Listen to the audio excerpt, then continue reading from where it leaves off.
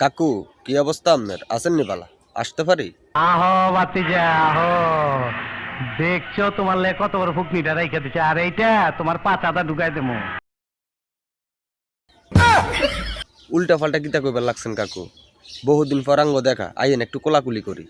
তোর আর আমার কোলাকুলি হইব পাট খেতে যাবি।